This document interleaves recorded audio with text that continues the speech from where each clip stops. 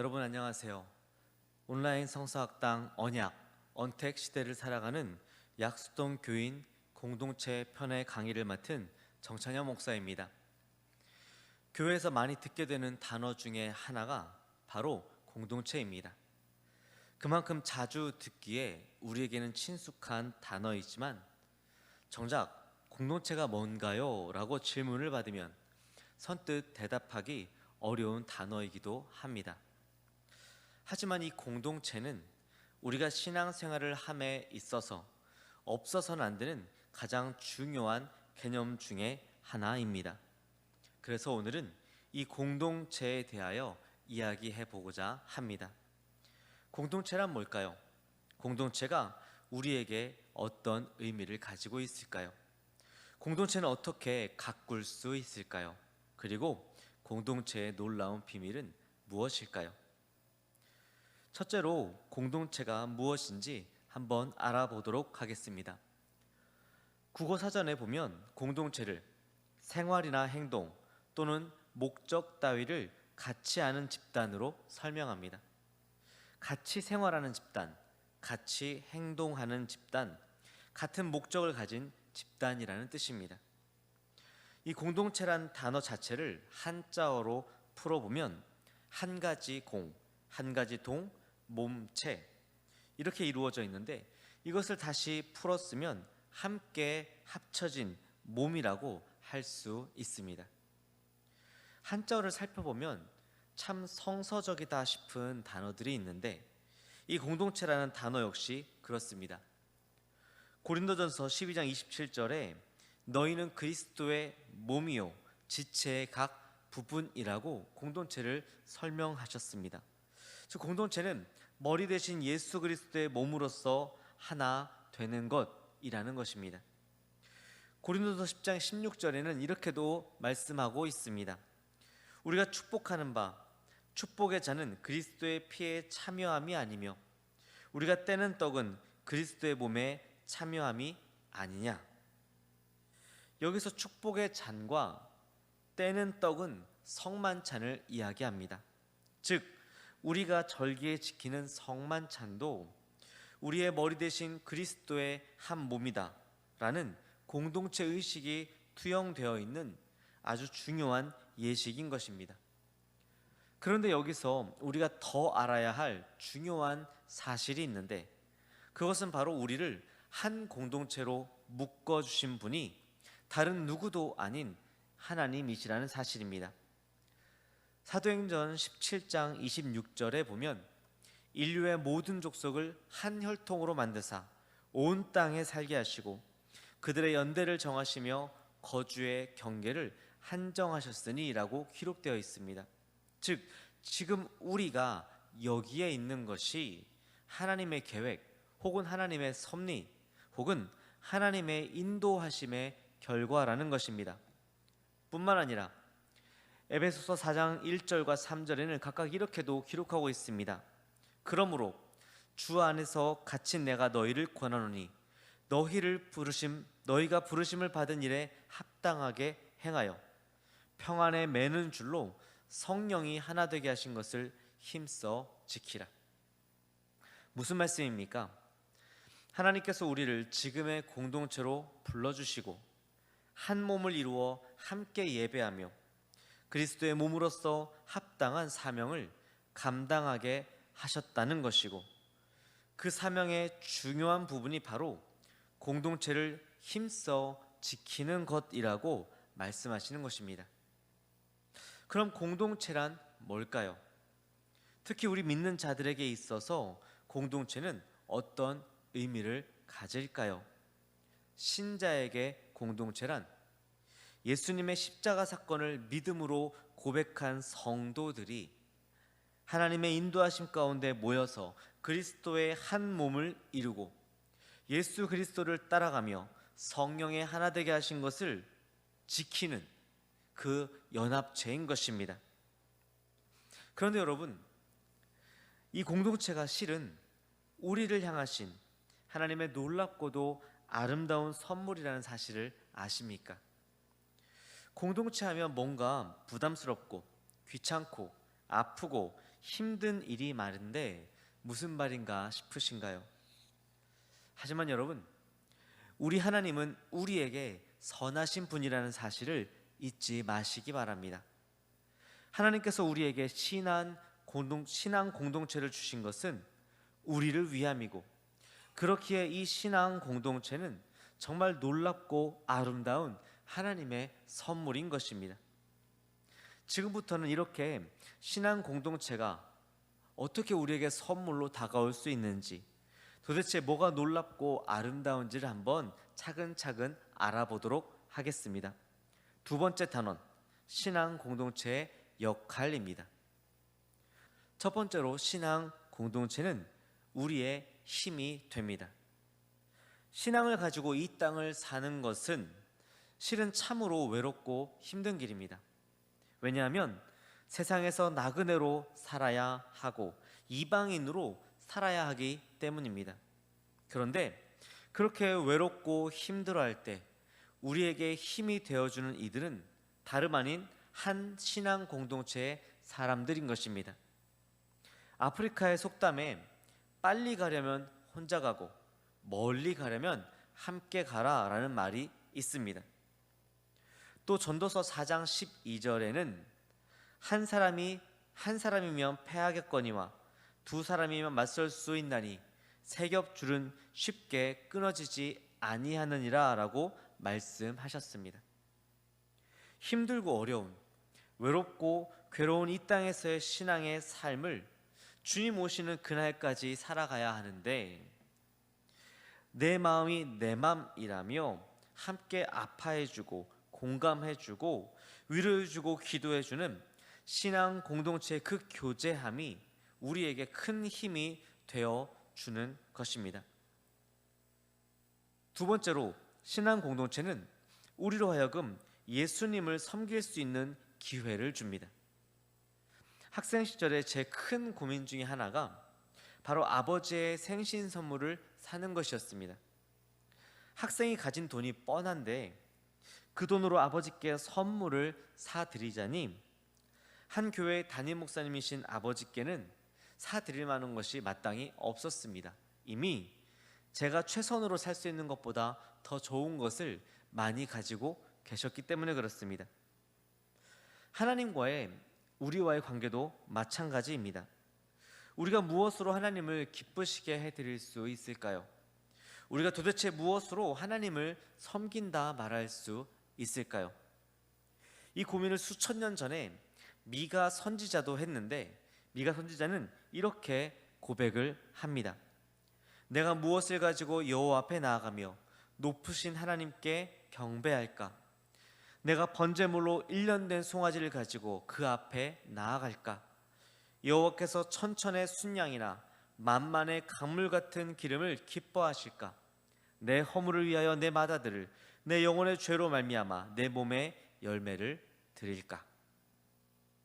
창조주이신 하나님께 단지 피조물인 우리가 무언가를 더해 드릴 수 있는 것은, 무언가 기쁨과 영광을 올려드릴 수 있는 것은 아무것도 없습니다. 그런데 마태복음 25장에 놀라운 이야기가 하나 나옵니다.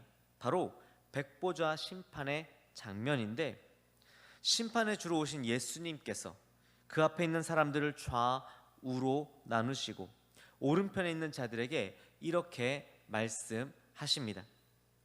내 아버지께 복을 받은 자들이여, 나와 창세로부터 너희를 위하여 예비된 나라를 상속받으라. 내가 줄일 때에 너희가 먹을 것을 주었고, 목마를 때에 마시게 하였고, 나그네 되었을 때에 영접하였고, 헐벗었을 때에 옷을 입혔고, 병들었을 때에 돌보았고, 옥에 갇혔을 때에 와서 보았느니라. 이 말씀을 들은 사람들은 자신들이 언제 주님을 그렇게 섬겼느냐고 반문하는데, 이때 주님이 하시는 말씀이 지극히 작은 자 하나에게 한 것이 곧 내게 한 것이라는 것이었습니다. 지극히 작은 자 하나에게 한 것이 곧 내게 한 것이라. 주님은 우리가 서로 사랑하는 것을 목숨같이 지켜야 할 새 계명으로 주셨는데, 여기서 서로 말하는 그 서로는 신앙 공동체를 의미합니다. 주님은 그 모아주신 신앙 공동체 안에서 우리가 서로 사랑할 것을 말씀하셨고, 그렇게 우리가 서로 사랑으로 섬기는 것이 곧 주님을 사랑하며 주님을 섬기는 것이라고 말씀하신 것입니다. 여러분, 이 얼마나 놀라운 일입니까? 이 얼마나 아름다운 자리입니까? 기억하십시오. 신앙 공동체는 우리가 예수님을 섬길 수 있는 놀라운 기회의 자리입니다. 세 번째로, 신앙 공동체는 우리로 하여금 예수님의 손길을 경험할 수 있는 기회를 줍니다. 요한복음 15장 12절 말씀입니다. 내 계명은 곧 내가 너희를 사랑한 것 같이 너희도 서로 사랑하라 하는 이것이니라. 내 계명은 곧 내가 너희를 사랑한 것 같이 너희도 서로 사랑하라 하는 이것이니라. 주님이 우리를 사랑하신 것 같이, 주님이 우리를 사랑하신 것처럼 우리가 서로 사랑할 것을 말씀하십니다. 여러분, 주님이 우리를 어떻게 사랑하셨나요? 여러 가지로 이야기할 수 있겠지만 지금 여기서 강조하고 싶은 면은 주님의 사랑을 받은 우리가 주님을 통해서 하나님을 경험하게 되었다라는 것입니다. 하나님은 주님의 순종을 통해 우리를 만나 주셨습니다. 마찬가지로 우리가 하나님의 뜻에 따라 서로 사랑하면 우리의 사랑을 받은 공동체의 구성원은 우리를 통해 우리를 보내신 주님을, 하나님을 보게 된다라는 것입니다. 주님이 우리를 통해 말씀하시고, 주님이 우리를 통해 위로하시고, 주님이 우리를 통해 치료하시고, 주님이 우리를 통해 성장시키시고, 주님이 우리를 통해 주님의 일을 하신다라는 것입니다. 신앙 공동체는 이렇게 예수님을 경험할 수 있는 기회를 제공하는 세상에서 가장 놀라운 자리입니다. 넷째로, 신앙 공동체는 나를 성숙하게 하는 곳입니다. 성숙의 자리. 사람들이 공동체를 어려워하는 이유는 다름 아닌 사람 때문입니다. 자신을 힘들게 하는 사람, 자신과 맞지 않는 사람, 여러 가지 신경 써야 할 일들과 관계들, 참아야 하고 용서해야 하고 때로는 용서를 구해야 하고 대신 짐을 져야 하고 억울함을 감내해야 하고 화를 참아야 하는 것입니다. 그 모든 것들이 얼마나 힘이 드는지 아마 경험해 보신 분들은 다 아실 것입니다. 그런데 실은 여기에 우리를 향하신 주님의 깊은 계획이 있습니다. 잠언 27장 17절에 이렇게 말씀합니다. 철이 철을 날카롭게 하는 것 같이 사람이 그의 친구의 얼굴을 빛나게 하느니라. 즉, 사람은 사람을 통하여 성숙해진다는 것입니다. 하나님은 사람을 통하여 우리를 성숙해 하십니다. 우리는 사람과의 관계 속에서 주님을 닮아갈 수 있습니다. 예전에 브루스 올마이티라는 영화의 한 장면이 떠오릅니다. 식당 종업원으로 나타난 하나님께서 주인공의 아내에게 이렇게 말씀합니다. 하나님은 사랑할 수 있게 해달라라고 기도하면 사랑의 마음을 주시는 것이 아니라 사랑할 수 있는 기회를 주신다. 하나님은 용서할 수 있게 해달라 하고 기도하면 용서의 마음을 주시는 것이 아니라 용서할 수 있는 기회를 주신다. 우리는 신앙 공동체 안에 있을 때에만 서로 사랑하라는 그 말씀 앞에 순종할 수 있습니다. 우리가 신앙 공동체 안에 있을 때 비로소 주님 앞에 성령의 열매를 맺게 되고 주님을 닮아갈 수 있는 기회를 얻게 되는 것입니다. 더욱이 하나님은 신앙 공동체 안에서 우리의 나약함과 부족함을 드러내시고 때로는 우리의 죄를 지적하시며 더욱 깊은 겸손으로 하나님의 마음을 더욱더 깊이 이해하는 자리로 우리를 이끌어 가시더라는 것입니다. 예수님은 너희가 서로 사랑하면 이로써 모든 사람이 너희가 내 제자인 줄 알리라라고 말씀하셨습니다. 서로 사랑해야, 신앙 공동체 안에서 서로를 부둥켜 안고 주님의 사랑으로 사랑해야 비로소 제자로서 살아가게 된다라는 것입니다. 정리하자면 신앙 공동체는 우리의 힘이 되고 우리로 예수님을 섬길 수 있는 기회를 주는 곳이며 예수님의 손길을 경험할 수 있는 기회를 줄 뿐만 아니라 우리를 주님께로 자라가는, 성숙하게 하는 그 성숙의 길로 인도해 준다라는 것입니다. 여러분, 얼마나 놀라운 자리입니까? 세상에서는 찾아볼 수 없는 얼마나 아름답고 얼마나 값진 자리입니까? 그런데 문제가 있습니다. 공동체의 기본 필수 조건은 바로 모이는 것인데 오늘날의 상황이 그것을 힘들게 한다라는 것입니다. 특히 서울 한복판에 있는 신앙 공동체에는 이런 어려움이 있습니다. 시간이 흘러 서울의 다른 지역으로 옮겨지게 됩니다. 세대를 달리하면서 서울의 외곽으로 자녀들이 이동하게 됩니다. 그렇게 모이는 것들이 너무나 어려워지는 것입니다. 더욱이 코로나19 상황이 되면서 말 그대로 모일 수 없는 상황, 그러한 시기를 벌써 1년 가까이 우리가 보내고 있습니다. 이러한 시대를 살아가는 우리는 어떻게 공동체를 이루며 지키며 가꾸어 나갈 수 있을까요? 그것이 오늘 강의의 세 번째 단원, 공동체 가꾸기입니다. 사도행전은 예수님의 승천 이후 이 땅에서 처음 시작된 신앙 공동체에 대하여 다음과 같이 설명하고 있습니다. 날마다 마음을 같이하여 성전에 모이기를 힘쓰고 집에서 떡을 떼며 기쁨과 순전한 마음으로 음식을 먹었다. 날마다 마음을 같이하여 성전에 모이기를 힘쓰고 집에서 떡을 떼며 기쁨과 순전한 마음으로 음식을 먹었다. 여러분, 이 말씀을 보면 마음이 무거워지지 않습니까? 어떻게 날마다 모이라고 하지? 교회까지 얼마나 먼데 코로나 상황에 같이 음식을 먹는다니 이게 말이 되는가? 하지만 여러분, 지금 우리가 집중해야 될 부분은 다른 곳이 아니라 바로 마음을 같이 하였다라는 부분입니다. 마음을 같이 하여, 마음을 같이 하여. 공동체를 가꾸는 일의 시작은, 그리고 가장 중요한 핵심은, 그리고 공동체를 가꾸는 일의 최종적인 포인트는 바로 마음을 같이 하는 것입니다. 마음의 거리라는 말이 있습니다. 사역을 하면서 느끼게 된 것은 실제적으로 물리적인 거리보다 중요한 것이 마음의 거리라는 것이었습니다. 사진 한 장 보실까요? 너무 재미있지 않습니까?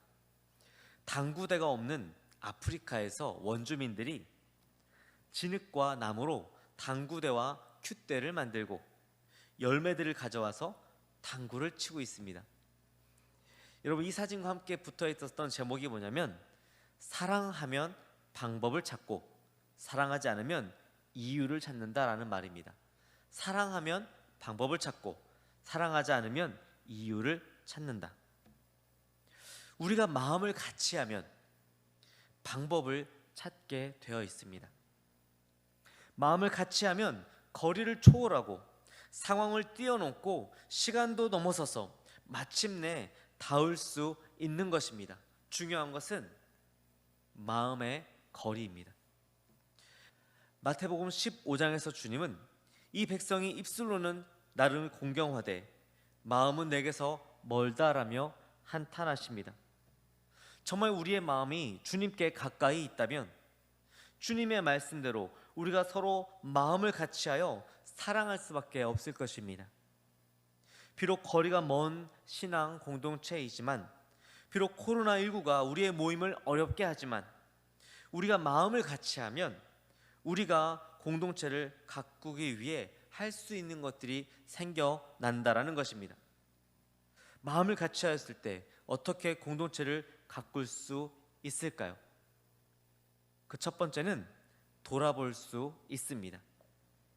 거리는 멀어졌지만 연락할 수 있는 수단은 오히려 강력해졌습니다. 이제는 꼭 만나지 않아도 무료로 문자를 할 수 있고 사진도 보낼 수 있습니다. 심지어 영상으로 서로 얼굴을 보며 1대1로 통화도 할 수 있고, 동시에 여러 명의 사람들이 영상을 통하여서 같이 회의도 하고 모임도 하고 예배도 드릴 수 있는 시대가 왔습니다. 어떤 권사님께서 말씀하시기를 아들 내외가 외국으로 가게 되었는데 매일같이 영상 통화를 하니까 오히려 한국에 같이 살았을 때보다 더 자주 보고 그렇게 멀리 떨어졌다는 생각이 들지 않더라는 것입니다. 여러 방법으로 돌아보시기 바랍니다. 전화하고 문자하고 개인적으로 찾아가 보기도 하고, 그렇게 관심을 가지고 관심을 드러내는 것이 중요합니다. 두 번째로, 위로하고 격려하며 칭찬할 수 있습니다. 위로받기 어려운 시대입니다. 격려받는 일이 드물어진 시대입니다. 칭찬에 인색한 시대가 되었습니다. 하지만 공동체의 구성원과 마음을 같이하여 돌아보고 그의 삶을 위로하고 격려하며 칭찬해 주시기 바랍니다. 이것은 실질적으로 그 사람이 그럴만해서가 아니라 그 사람을 받아주시는 하나님을 인정하는 것입니다. 그 사람을 변화시켜 주실 하나님을 기대하는 것입니다. 그 사람 안에 역사하고 계신 성령님을 또한 인정하는 것입니다. 셋째, 기도할 수 있습니다. 위로와 격려와 칭찬은 반드시 기도의 자리로 나아가야 합니다.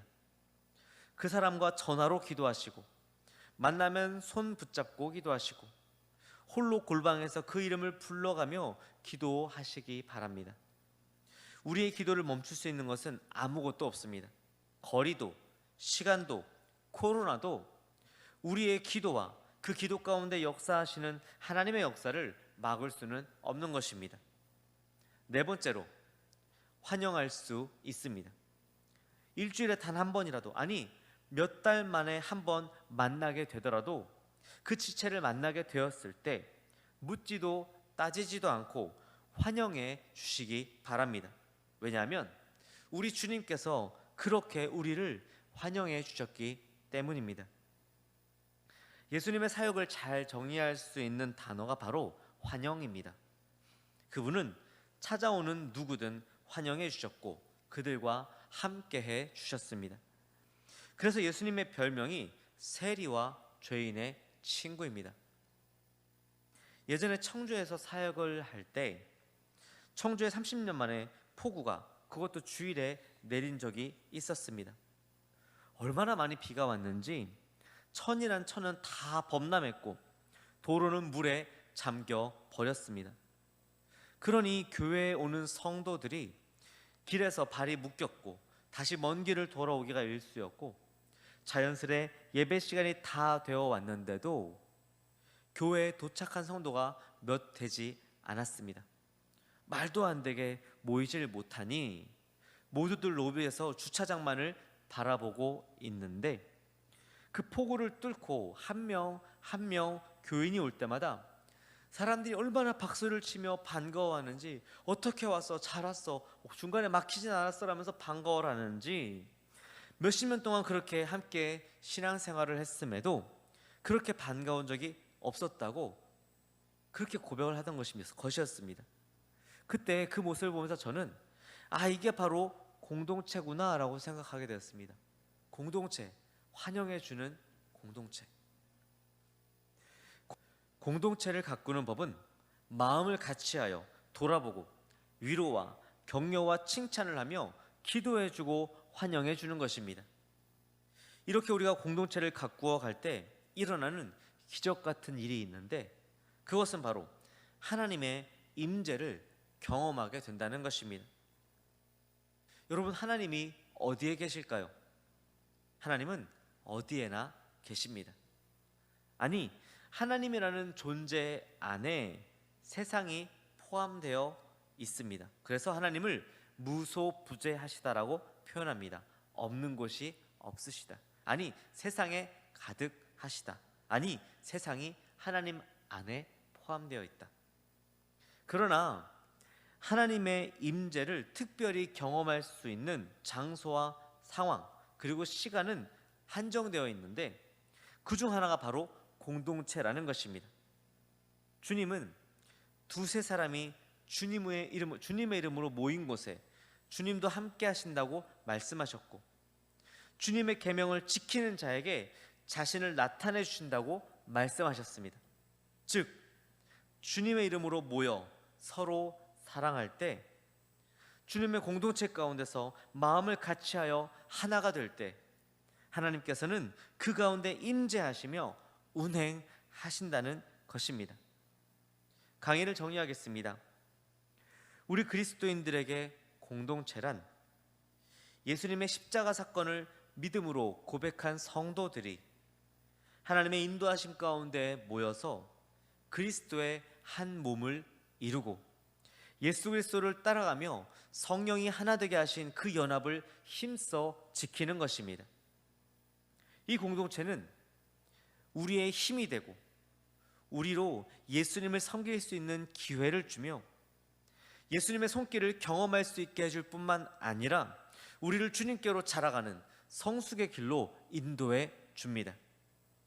비록 공동체로 모이는 것이 어려운 시대라 할지라도 우리가 마음을 같이하여 돌아보고 위로와 격려와 칭찬을 하며 기도해주고 환영하면 우리는 우리의 공동체를 가꾸며 지킬 수 있는 것입니다. 그리고 그러한 일들이 우리 공동체 가운데 일어날 때 우리는 우리 공동체 가운데 임재하시며 운행하시는 하나님을 깊이 경험하게 되는 것입니다.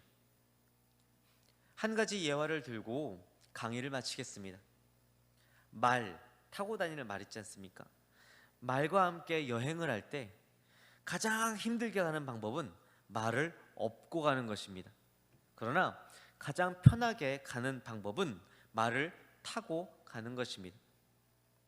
공동체를 가꾸지 않고 그 안에 속해만 있으면 공동체는 단지 어렵고 괴롭고 아프기만 한 애물단지이지만 우리가 공동체를 인정하고 마음을 같이하여 가꾸면 공동체는 이 세상에서 가장 아름답고 놀라운 하나님의 선물로 우리에게 다가올 것입니다.